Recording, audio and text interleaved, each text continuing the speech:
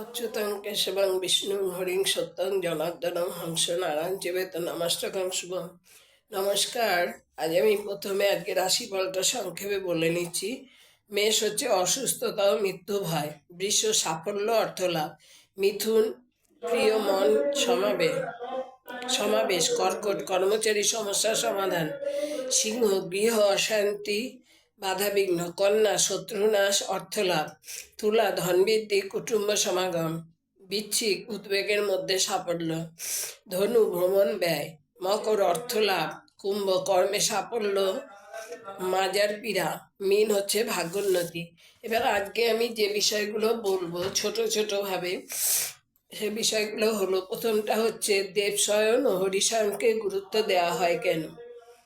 প্রতি বছর আষাঢ় মাসে শুক্লপক্ষের একাদশীতে হরিশয়ন বা দেবশয়ন শুরু হয় এবং কার্তিক মাসের শুক্লা একাদশী পর্যন্ত তা চলে।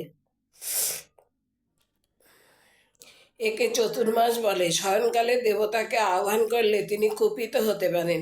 তাই এই 4 মাস বিবাহ, গৃহপ্রবেশ, দেবদেবীর প্রাণ প্রতিষ্ঠা, যজ্ঞ, অন্য শুভ কাজ করা হয় না। 4 মাস বাদে দেবতার উত্থান হলে তখন সকল শুভ কাজ পুনরায় শুরু হয়।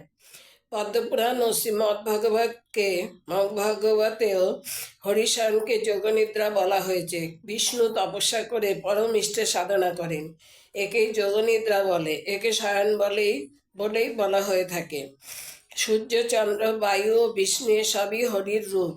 হরিশয়নের দৃষ্টিকোণ থেকে দেখলে এই 4 মাসে ঝড় বৃষ্টি ও মেঘের জন্য সূর্য চন্দ্রের তেজ ক্ষীণ হয়ে থাকে, যেন তা দেবতা শয়নেরই রূপ। বর্ষাকালের পরে বায়ু শান্ত হয়। এই চতুর্মাসে পিত্তস্বরূপ অগ্নি শনিত থাকে, তাই শরীরে শক্তি কম থাকে। এবার বলছি, বিষ্ণু পুরাণ, পদ্মপুরাণ ও শ্রীমদ্ভাগবত অনুসারে বিষ্ণু বামন রূপ ধারণ করে দৈত্যরাজ বলির যজ্ঞে দানস্বরূপ 3 পাত ভূমি চেয়েছিলেন। এরপর বিষ্ণু বিরাট রূপ ধারণ করে প্রথম পা ফেলতেই সমস্ত পৃথিবী, আকাশ ও সকল দিকে ঢেকে যায়। দ্বিতীয় পায়ে সারা স্বর্গলোক ঢেকে ফেলেন এবং তৃতীয় পা ফেলার জন্য বলির কাছে স্থান চান। বলি তখন কথা রক্ষার জন্য তার মাথায় তৃতীয় পা রাখতে বলেন। এর ফলে বিষ্ণু সন্তুষ্ট হন এবং তার ত্যাগ ও কথা রক্ষার জন্য তাকে মহাদানী হিসাবে সম্মানিত করে পাতালে অধিষ্ঠিত করেন এবং বর প্রার্থনা করতে বলেন। তখন বলি বলেন বিষ্ণু যেন তার কাছেই সবসময় থাকেন। ফলে বিষ্ণু এই বর দান করেন। বলির বন্ধনে স্বামীকে বাধা পড়তে দেখে লক্ষ্মী দেবী রক্ষাবন্ধনের মাধ্যমে বলিকে ধর্মবাহী করে স্বামীর বচন থেকে স্বামীকে রক্ষা করেন। বলা হয়ে থাকে যে বিষ্ণুর বরকে পালন করার জন্য 3 দেবতা 4 মাস করে বলির রাজত্বে বাস করেন।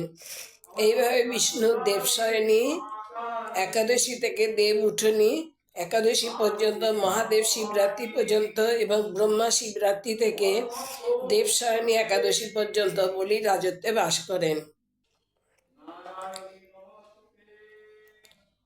পুরাণ অনুসারে হরিশয়নকালে বিষ্ণু ক্ষীরসাগরে যোগনিদ্রায় মগ্ন থাকেন এবং দ্বিতীয় রূপ রাজা বলির পাতাল রাজ্যে অবস্থান করেন।